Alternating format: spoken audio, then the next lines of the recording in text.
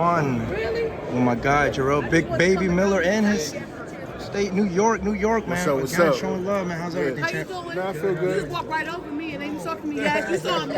You saw me. Ain't respect me at all. How you doing? How you doing? You've been on for 10 years. You know I represent you high and low. I don't care what nobody say. That is my boy. He will do it. Yes. Everybody want to underestimate him, but they will not underestimate the king of the ring. As y'all see, every single time he comes back, he comes ready. So y'all in for a surprise. Y'all saw how Ryan Garcia shook up the world. Yeah. Okay, well, do not underestimate Jarrell, Big Baby Miller. I've worked with him for over 12 years, and y'all know we go hard for him. Yeah. I just had to say that. Thank you. It's New York. I got the best hype movement. You know what I mean? How you feeling, champ? How's everything? How's the family? Nah, family's good. You know, feeling great. You know, I got just about to drop another baby. So I say, yo, man, so much going on, man. So much been going on, and you know, a lot of time to reflect. I had a situation in Florida. You know, we just beat that bullshit. And I'm about to, you know, deal with that. You know. Lots been going on, you know. I never really talked about the Dubois fight because I'm not into making excuses, but like, you know, and some people really asked about me. He was like, yo, did Dimitri Salita send you a lawsuit like 2 weeks before your fight? I'm like, yeah, bro. Like, you're training in the middle of camp. Like, first of all, my camp was really like a little bit over 3.5 weeks. And say maybe 4 weeks and a half for that fight. You know, a lot of people know I was getting ready for manual chart out of my own money from like the beginning of July to September. I spent almost $100,000 in my camp to get shit situated. Then we broke camp for like 2 months. Then I get a call to get Dubois last minute. You know, that's a fucking opportunity. I'm gonna take it. You know, as far as we're gonna take risks. But at the same time, it's like people don't see what we go through. It's like, now I'm going back and forth with the contract. I ain't signed a contract till like about 2 weeks before the fight. Then I get a lawsuit for $5 million. Like, how's somebody supposed to train? Yeah. You know what I mean? Then I don't get training expenses until a week and a half before the fight. I'm trying to say, there's a lot of stuff surrounding that fight where I'm mentally kind of clocked out, but as a professional, I try to just stay as focused as I can. But you know, I had that fucker out of there, man, and my body just went dead on me, bro. Your boy ran out of gas, and it's like I feel like somebody drugged my water. That's how I feel. Like I went from throwing 100 punches to just being like the battery getting sucked out of my back. You know what I mean?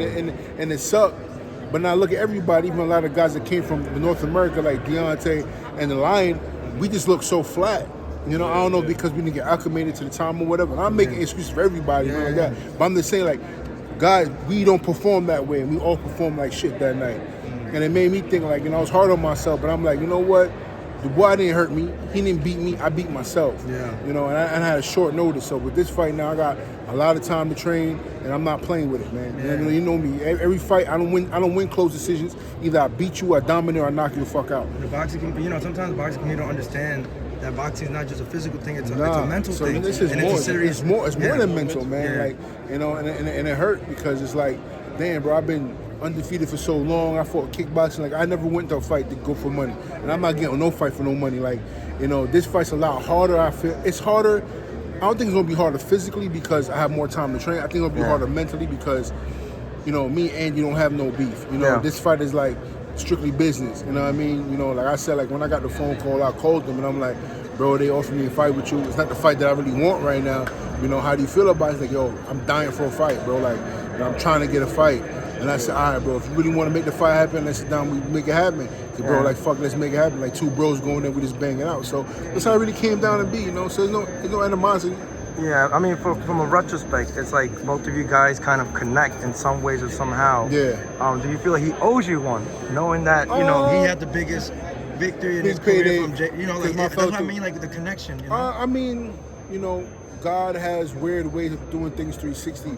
And I remember my dad said something a long time ago when the fight had fell through and Andy got the win. He was like, you don't know what his family and ancestors went through for him to get to that point in his life. So right now it's not your time, but it's gonna come, right? And my father very spiritual. So I take it like this. When I was getting ready for the AJ fight, I was gonna bring Andy as my sparring partner. And everybody said, why you bringing Andy as your sparring partner? Like, it's two different styles. I said, styles make fights. And I'm telling you, Andy is a great sparring partner. I feel like Andy's gonna do really good. And when my fight fell through and they picked Andy, I said, let me tell you something. If Andy hits AJ, it's gonna be a problem. And so said, so done. And the rest is on history. And that was it. He made history, man. So I'm happy for him and what he did. But right now, it's my time. I got to do what I got to do, man. Yeah, as we seen this past Saturday night with the upset, Ryan Garcia beating Devin Haney. Yeah. I mean, me, I wouldn't, but boxing, anything can happen. Why should the boxing community support you and root for you and not see you as like an underdog or like a surprise if you beat Andy Ruiz? I mean, listen, man, because I'm always game. You know what I mean? You guys see, look at my track record, man. I always come to fight, I come to bang. You know what I mean? I've never had one close decision. I always dominate or win fights when I have the proper time of preparation. Like I said before, I'm not making excuses, but there's a lot of things that are going behind boxing. And even a lot of people were saying, like, we only had 3.5 4 train for this fight. Then the time zone. Then I had to go fly. I missed 3-4 days for press conferences. You know what I mean? Like Frank Warren and promoters play these games with fighters. They try to bring you in last minute and fly you around and do all this shit to keep you out of track and the contract. So like I said, the little mind games, yes, this time it did work, but I was in the jam. I had a lawsuit going with Demetrius Leader, and that's why I took the fight. I'm like, you know what? At least it's on a big stage. It's going to get me back in the mix. So I took it. Do I feel like it was the best time to take it? Of course it wasn't. But as a fighter, sometimes you got to take certain risks, and that's what I did. Unfortunately, I came up short that night, but this time now, like I said, even like Pitbull Cruz, when people fought Giovanni Davis, that might not have been the fight he really needed that moment, but that fight, that loss, put him where he's at now. And he's been getting nonstop gunfights, and now look, he's fighting, he's a champion now. So, like I said, sometimes tough losses don't really put you in a bad position. It puts you in a better position with boxing. That's how you look at it. And that's how I got to look at it, because I know I want to be undefeated forever, but unfortunately it happened that way. But I know that Dubois didn't beat me. The fans know Dubois didn't beat me. I beat myself. So how about that now? Next fight coming up, now we're gonna put in the work. We're going to do what we got to do, you know? Thank you, Big Baby. I'm going to let the other press talk to you. I'll talk to you in a bit, all right? Sure. Thank you, brother. We're going to wrap